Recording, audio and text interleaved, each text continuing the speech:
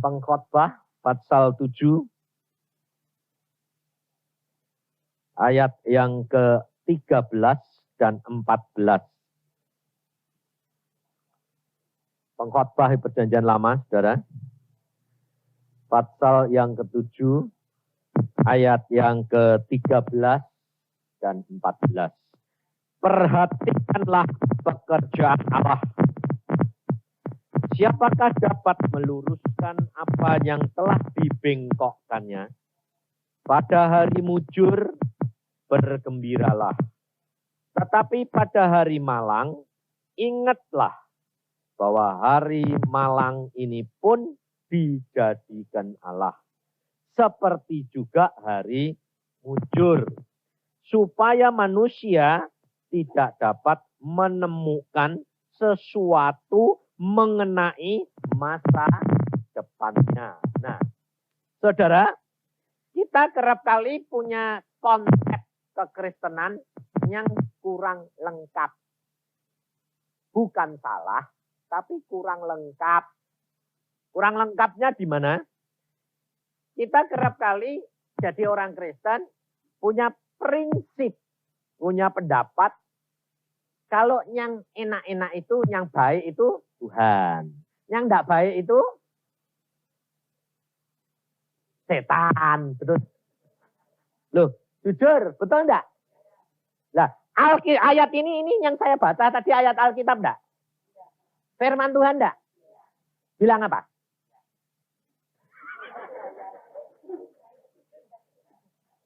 Yang malang, yang mujur dari yang jadiin. Ya iyalah kok kamu bilang setan.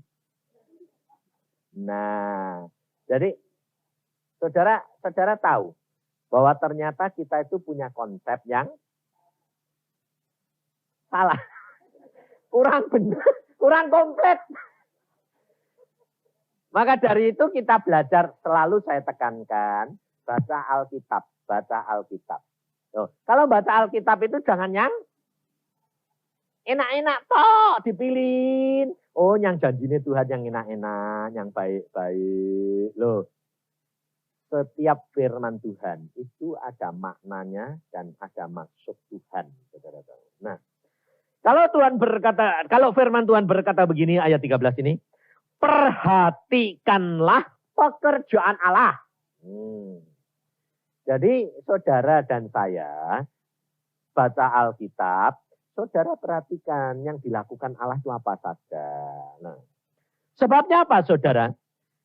Ayat ini berkata, ayat yang 14 akhir ini, supaya manusia tidak dapat menemukan sesuatu mengenai masa depannya. Nah, jadi kalau orang Kristen bingung-bingung, kepingin tahu apa ya Pak yang akan terjadi. Apa ya Pak yang akan terjadi. Lalu cari Tuhan, tidak ketemu, cari dukun. Cari tukang ramal. Loh, salah enggak? Wong Alkitab sudah bilang, masa depanmu tidak bakal tahu. Karena dibikin oleh Tuhan. Jadi kalau kamu ngotot terus mau tahu, akhirnya kamu menentang Tuhan enggak? Lah kamu ini menang apa kalah mbak Tuhan? Sudah pasti kalah. Tahu. Lah kok kamu cari istri? Lah buat apa wong kita sudah tahu bahwa bakal kalah. Tapi tidak mau nyerah. Nah kayak kesaksian ibu tadi dong. Ditunggu sampai 2 tahun, sampai bodol, sampai habis-habisan tuh. Lah kan golek penyakit toh. Lah, mbok cepet-cepet nyeneng ke Tuhan kan penak dah. Ora sampai entek-entekan dah. Loh, ya enggak? Maka dari itu coba perhatikan kesaksian ini Pak Budiono. Dia dikasih suruh ceramah.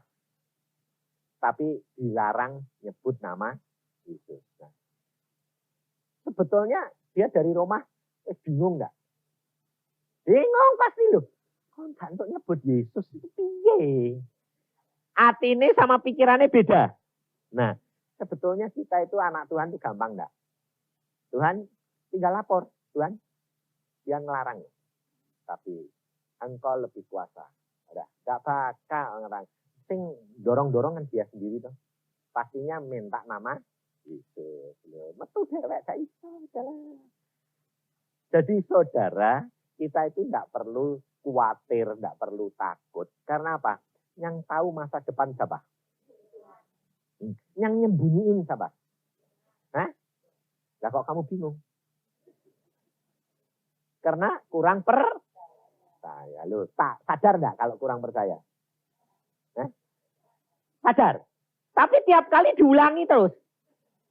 Lah tahu. Nah, lalu bilang apa? Mau Pak, percaya. Mau. Tapi diulangi lagi enggak? Balik lagi enggak kurang percaya nih? Kenapa kok balik? Sebab saudara tahu, kalau engkau diem, pikiranmu ini menguasai engkau. Dan kita dari kecil sudah diajar dan sudah dimasukin, sudah diprogram oleh pikiran-pikiran siapa?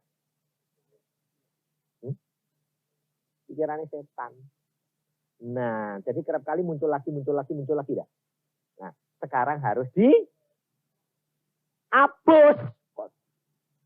Dihapus. Dicuci.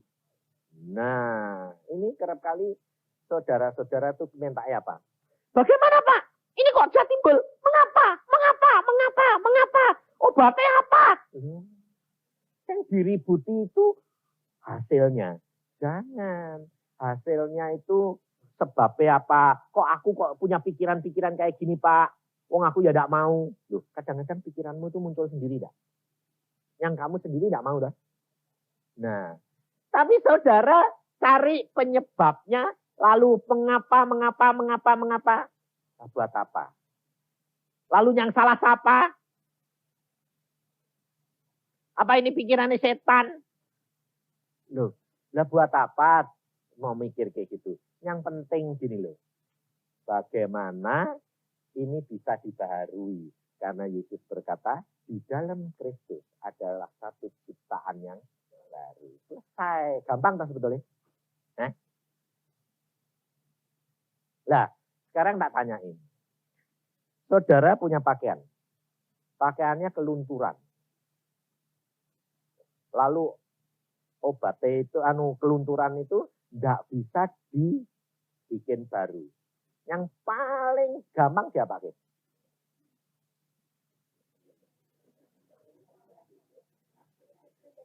Hah? Buang. Loh betul toh? Buang toh? Lah Alkitab bilang apa? Kerat. Jadi dikerat tuh diapain? Dipotong diapain? Buang toh, bakar wae toh. Paling gampang toh? Loh lah kamu maunya apa? Sayang Pak. Yuk kucak belel. Tuwek. Tidak tuwek, mbok buang dah. Tapi capek sih dah. Nah itu kamu senengnya gitu. Lah mbok ya ini bisa enggak Pak? Enggak bisa. Buang wis lah. Gampang toh? Nah, kamu mau enggak dipotong? Yang enggak baik itu loh. Kerat buang. Gampang toh? Nanti tumbuh yang baru akan menjadi sempurna. Nah, penak loh. Sebab Alkitab sudah ngomong. Masa depan ini punyanya Tuhan. Jadi kalau kamu bilang, waduh, khawatir.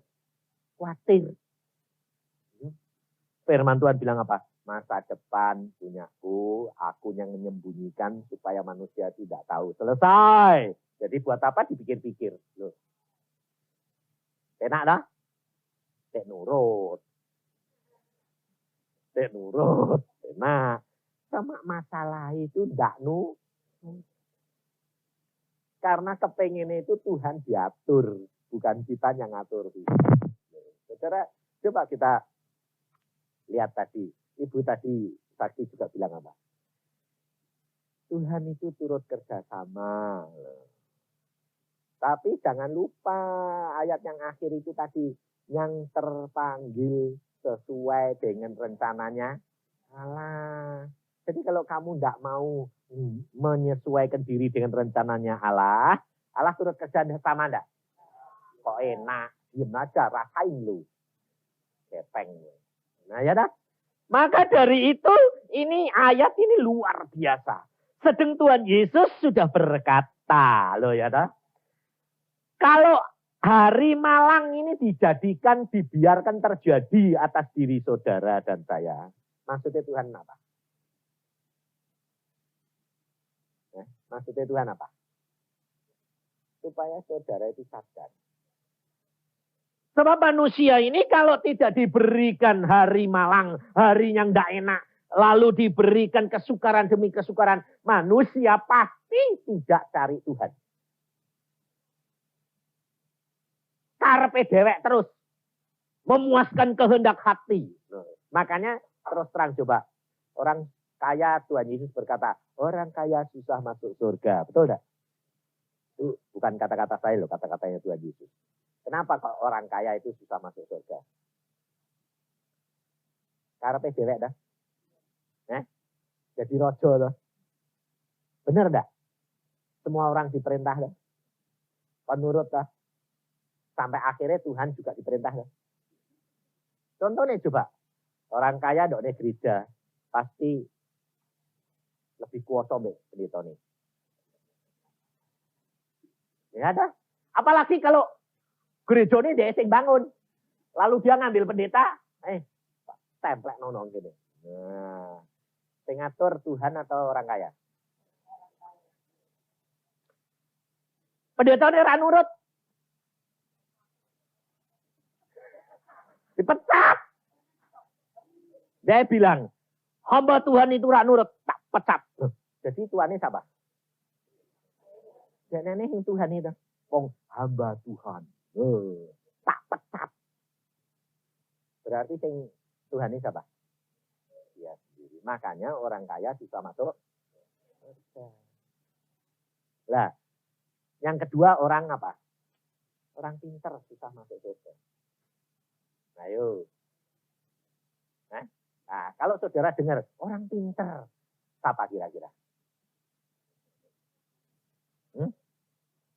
Dokter, sarjana? Enggak. Kamu. Kenapa? Lah kowe keminter kok. Lah kayak ibu tadi ini. Ya toh? Tuhan sudah ngasih tanda-tanda ngaleh. Gosek. Loh orang keminter dah. Nah, itu juga sulit, saudara. Jadi jangan bilang orang pintar susah masuk surga. Itu orang sarjana. Belum tentu. Sarjana yang goblok tuh kan. Termasuk saya. Saya bisa jadi sarjana, tapi kalau menurut orang dunia goblok. Kenapa? Nah, prakteknya ditutup, dibuang, lalu jadi hamba Tuhan. Saya tolol lah pikirnya. Tapi saya lebih baik jadi orang tolol tapi masuk surga daripada jadi orang pinter, orang ibu. Ya dah. Maka dari itu kalau saudara ikut firman, Tuhan berkata apa? Lihat di dalam Yohanes pasal yang ke-15. Tuhan Yesus itu sebetulnya merencanakan yang luar biasa, saudara. Di dalam hidup saudara dan saya itu enak. Memang terus terang, tapi sulit. Seperti yang dikatakan, saksikan Irin tadi. Untuk minta orang lain berkorban untuk kita, itu gampang. Ya dah, kita susah sedikit. Orang lain berdoa dong buat saya, gampang loh. Tapi kalau kamu punya kesulitan, lalu kamu berikan Tuhan dan kamu gotong kesulitannya orang lain, itu susah. Minta Yesus mati buat kita gampang. Minta gampang dong. Tapi memberi nyawa kita untuk orang lain, itu susah. Maka dari itu harus ada tekad. Harus ada kemauan. Makanya saya kerap kali bilang, wong Kristen tidak wani nekat. Tidak bakal melihat mujizat. Betul ya? Coba. anaknya sakit langsung ini. Saya mati piye? Nah, itu kan nekat toh.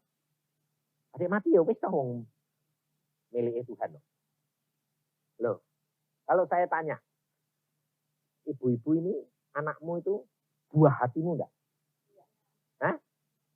Buahmu. Buahmu toh? Nah, saya tanya, pohon jambu itu berbuah enggak?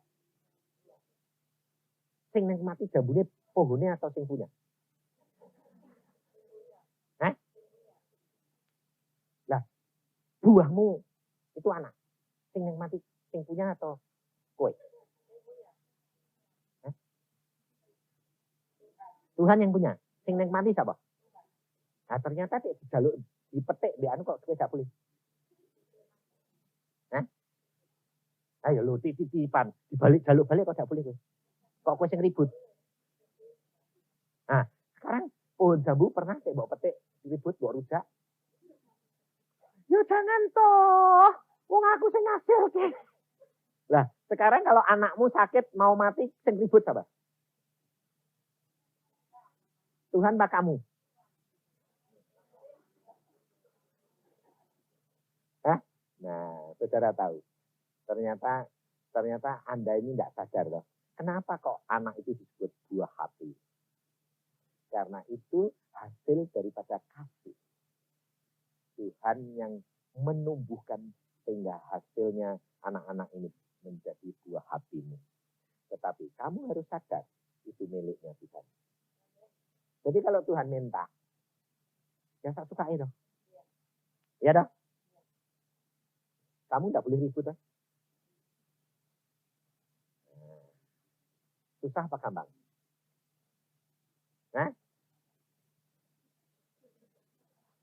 Nah, sekarang kamu bilang gini, wadah susah Pak. Loh, kalau Allah memberikan anaknya mati buat kamu bilang, terima kasih Tuhan. Tuhan bilang, loh saya ini anakmu, bukan aku. Loh jangan, loh itu sih. Coba itu itu. Kamu bilang, Tuhan, aku mau jadi pengikutmu. Aku mau belajar kepadamu. Tapi kamu tidak mau nurut lah. Kapan selesainya? Masalahnya tidak bisa. Sebab Tuhan Yesus sudah berkata, kok yang kupasang itu enak. Kok itu beban dah? Enak dan Loh. Dan yang kamu angkat itu kokmu sendiri atau kok yang dari Tuhan?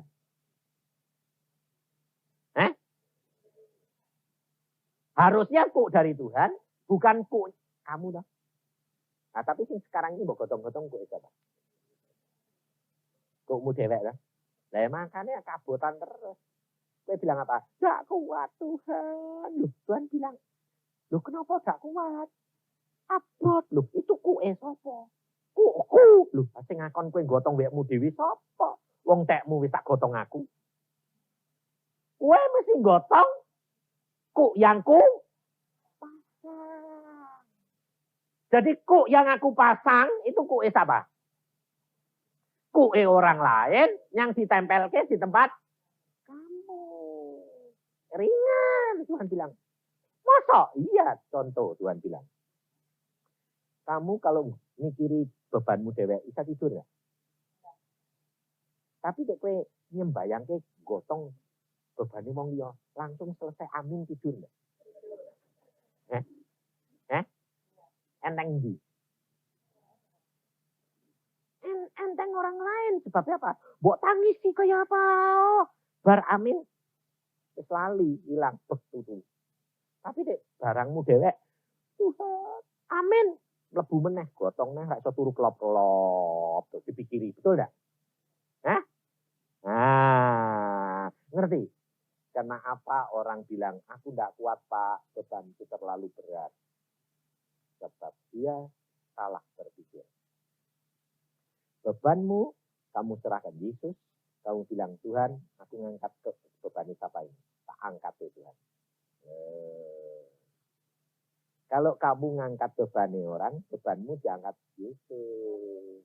Dan bebanmu luwih berat kok. Kowe tidak sanggup, Yesus sanggup. Tapi Yesus tahu, kowe tidak sanggup mengangkat bebanmu, Tuhan Gue ngangkat beban orang. Enteng. Enak dah. Tuhan itu ngasih jalan enak enggak? Tapi harus ada tekad ini loh. Lalu nekat. Nekatnya apa? Tolke. Gotong beban wong liya. Enak, ya dah. Maka dari itu Tuhan berkata di dalam Yohanes 15 bilang apa dia? Coba perhatiin. Ayat yang ke-9, 10. Seperti Bapa telah mengasihi aku, demikian juga aku telah mengasihi kamu. Jadi kasihnya Yesus kepada kita itu sama dengan kasihnya Bapa kepada Yesus. Tinggallah di dalam kasihku itu. Jikalau kamu menuruti perintahku, kamu akan tinggal di dalam kasihku, seperti aku menuruti perintah Bapakku dan tinggal di dalam kasihnya. Semuanya, ayat 11, semuanya itu kukatakan kepadamu, supaya sukacitaku ada di dalam kamu, dan sukacitamu menjadi penuh. Jadi kira-kira kalau sukacita saudara dan saya ini penuh terus, ini berarti damai sejahteranya tinggal ada di kita terus ya. Nah, bagaimana caranya? Gampang enggak? Untuk supaya kita tahu kalau kita tinggal di dalam kasihnya Yesus. Apabila sukacita ini penuh. Nah, kalau kira-kira ini sukacitanya mulai kurang, terjadi apa? Kegelisahan enggak? Damai sejahtera hilang enggak? Nah, kalau hilang berarti mulai turun sukacita itu. Nah, itu berarti kita tidak tinggal di dalam kasih. Berarti kita tidak tinggal di dalam firman. Tinggal mereka toh. Wah, kok damaiku kok hilang? Saudara kadang-kadang ngerasa enggak? Enggak ada apa-apa rasanya. Kok enggak ada damai ya? Waduh, kok enak. Nah, itu lalu saudara harus kemana? Masuk kamar, sembahyang. Ngomongnya piye? Tuhan, kok enggak ada damai? Tuhan Roh Kudus, kowe kan penolongku. Loh aku ngomong mbek Tuhan itu biasa kok. Ya ngoko, ya kue ngono kok ora urusan aku. Loh, saya ini tak tanyai. Anakmu deh, bapak, ambek bapaknya ngomong, papa yang baik atau papa. Kowe ngondi, Pak? Ya. Betul enggak? Papa, kowe ngondi mau?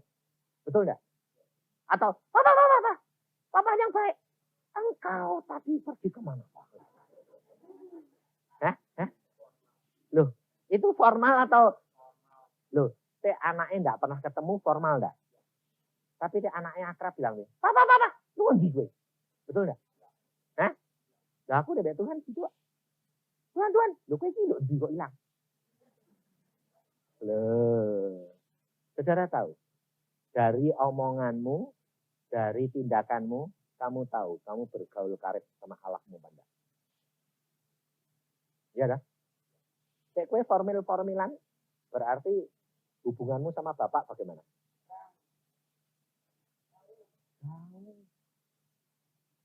Tapi kalau kamu dekat, akrab sama Bapakmu, omonganmu penak, ya dah. Maka dari itu saudara, perhatikan. Hubungan Yesus dengan Allah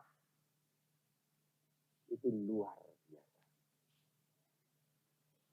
Pada waktu Tuhan Yesus di atas bukit berdoa,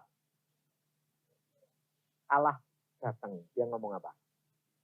Ini anak yang aku kasih. Kamu dengar? Iya. Sayang. Tuhan Yesus mendapatkan kunjungan dari Bapak. Bapaknya malah yang turun atau dia yang naik?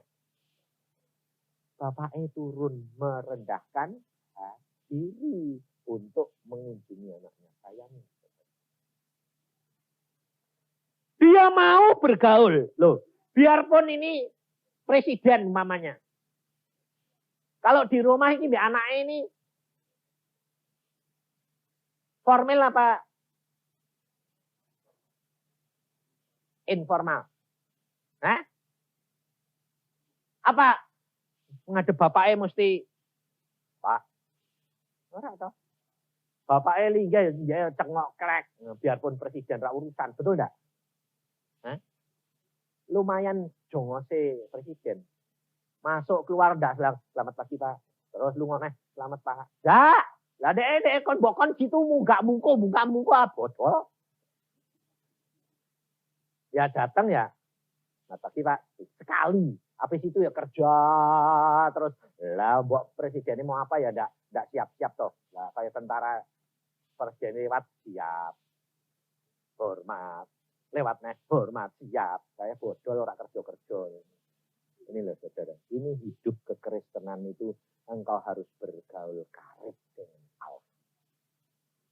Sebab agama-agama lain tidak ada yang mengajarkan hubungan engkau dengan Allah adalah anak dan bapa. Kalau engkau kekristenanmu sebagai agama, engkau tidak beda dengan agama orang lain. Dan engkau tidak akan berani menyebut Allahmu itu Bapa. Tuhan terlalu tinggi. Tapi orang Kristen Yesus berkata, engkau bukan lagi hamba. Engkau anakku. Sebut Bapak itu Bapakku. Minta dalam namaku. Ya yang hubungannya kamu sama Tuhan itu Bapak be anak. Kok malah kamu yang membuat jarak. Saking takutnya gak berani dekat. Ini salahmu toh. Minta apa-apa resmi-resmi. Nah, Bapak itu kadang-kadang senengnya itu akrab, anaknya manja. Loh. Itu yang Tuhan kehendaki. Maka dari itu Tuhan berkata, aku menghendaki supaya kamu tinggal di dalam kasihku, sehingga sukacitamu itu menjadi penuh. Untuk itu, bagaimana caranya? Petrus mengajar kepada kita, karena Petrus ini mengenal baik Tuhannya. Kita lihat di dalam suratnya Rasul Petrus. 1 Petrus pasal 5.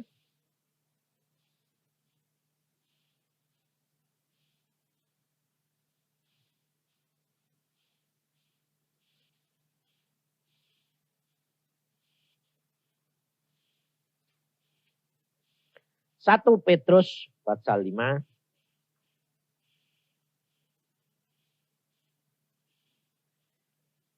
Aku, ayat pertama.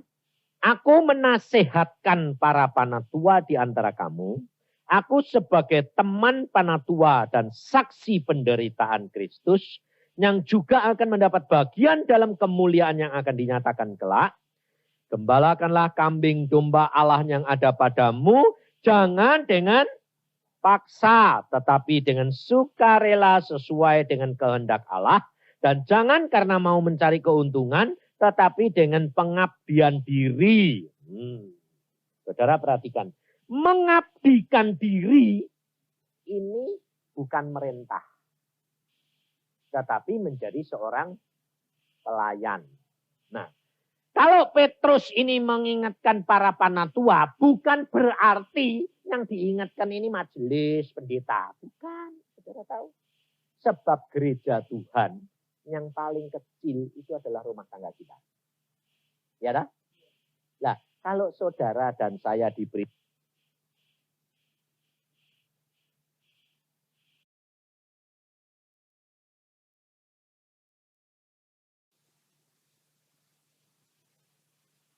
isi keluarga diselamatkan. Berarti orang yang percaya Tuhan pertama kali itu yang harus jadi gembala, yang jadi panatua, yang harus membawa mereka kepada Yesus. Nah, lakukan hal ini sebagai pengabdian, bukan sebagai memerintah.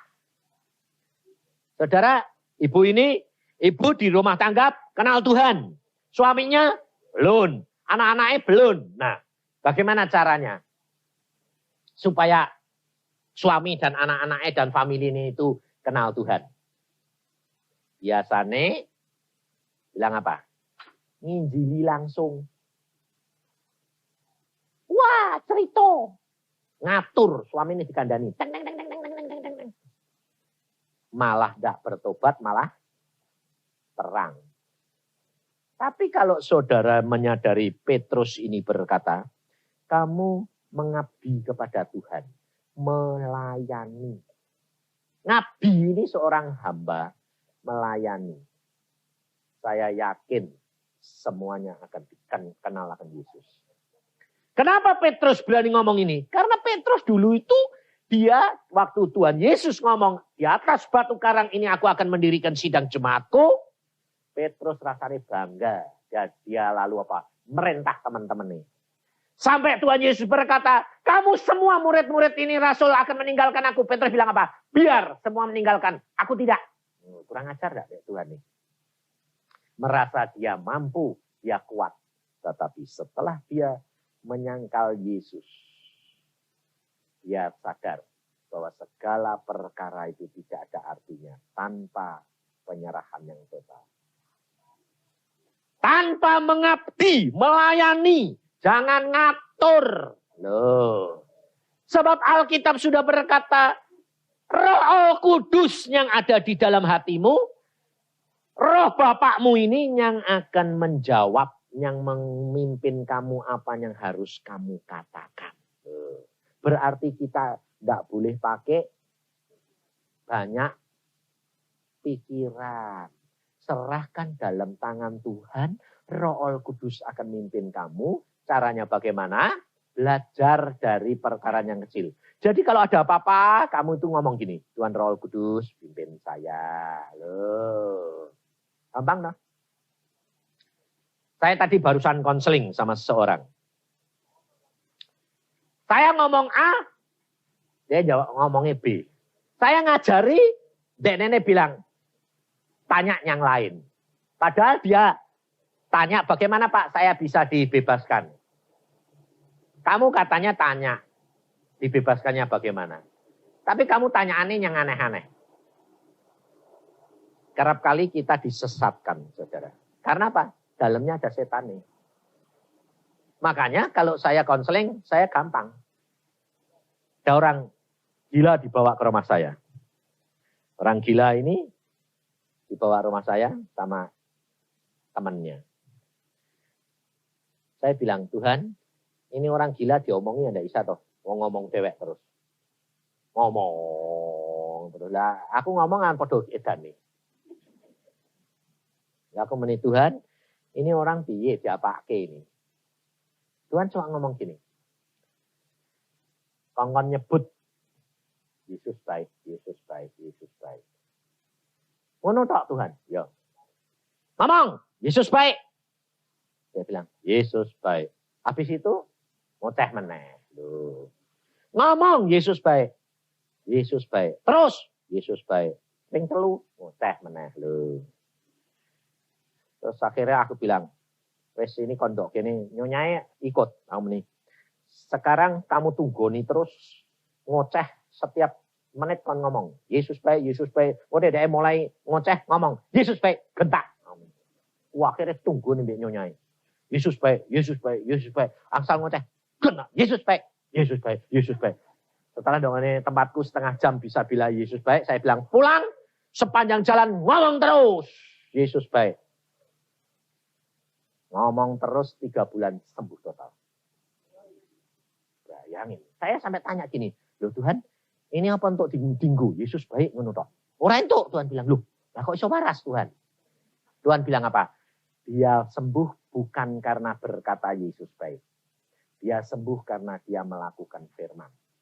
Karena apa yang kamu katakan, aku yang mengatakan. Dan aku meneguhkan setiap perkataan hamba Tuhan. Oh jadi gitu, ya wis. Nah dari situ saya belajar. Jadi kalau ada orang konseling, Tuhan ngomong apa? Oh suruh baca Alkitab, nanti sembuh. Nah, Baca Alkitab. Kowe waras. Carane piye, Pak? Baca wae ora arti. Pokoknya setiap sehari-hari baca terus. Jangan mikir yang lain, baca terus. Parah sih. Ya Pak, kok terang pikiranku. Parah. Yang lain lagi bilang. Terus yang lain bilang. Tuhan tolong. Gitu tok. Yo, beres. Ini aku bilang, ya sebetulnya gampang loh. Betul enggak? Yang tahu siapa? Masa depan yang tahu siapa? Tuhan. Lah kalau kue nurut, gampang loh. Nah, kenapa sih kok boleh susah-susah? Tapi kerap kali orang datang bilang, Pak doakan saya, tengking sih Pak. Lola, tak tengking, Tuhan tahu. Gak bisa melalui tengking-tengkingan. Lah kan tanya mbak Tuhannya gampang tuh. Maka belajar dari perkara yang kecil. Sembarang-barang Tuhan Roh Kudus pimpin aku. Nanti jalanmu tuh dipimpin Tuhan luar biasa. Sebab kita kerap kali punya maksud dewek, kehendak dewek. Kita tidak tahu apa yang akan terjadi, tidak tahu saudara. Apa yang akan terjadi itu kita tidak tahu. Tetapi apa yang Tuhan kehendaki itu pasti baik. Jadi kalau engkau sedang mengalami hari malang, jangan ngomel. Katakan Tuhan, engkau pasti punya maksud ini. Engkau pasti punya maksud ini. Dan supaya aku lebih mengenal engkau daripada sebelumnya itu. Ngucap syukur senantiasa. Allah pasti tuntun kamu. Dan kamu akan mempunyai pengalaman mujizat dengan dia. Supaya kamu tahu Allahmu tidak pernah meninggalkan kamu. Yang penting saudara dan saya nurut apapun yang dikehendaki Tuhan. Jaga sukacita ini tetap penuh di dalam kita. Maka engkau akan melihat kemuliaan Allah demi kemuliaan Allah. Amin. Mari kita berdoa.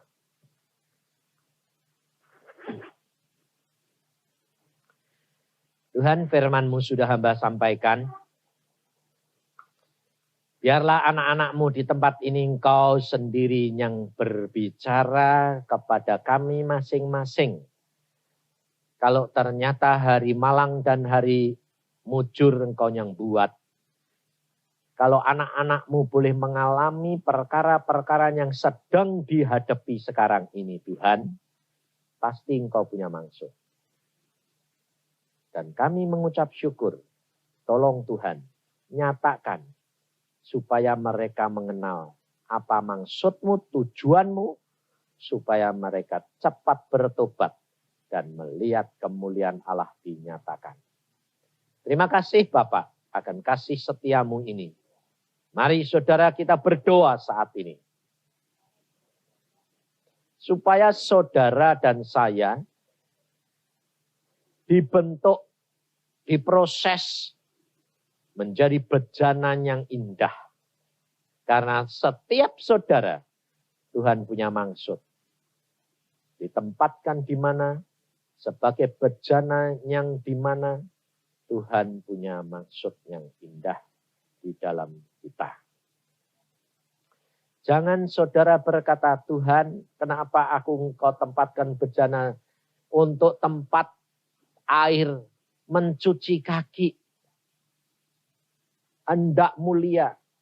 Justru Yesus mengubah air menjadi anggur melalui bejana yang sederhana dan tidak berharga.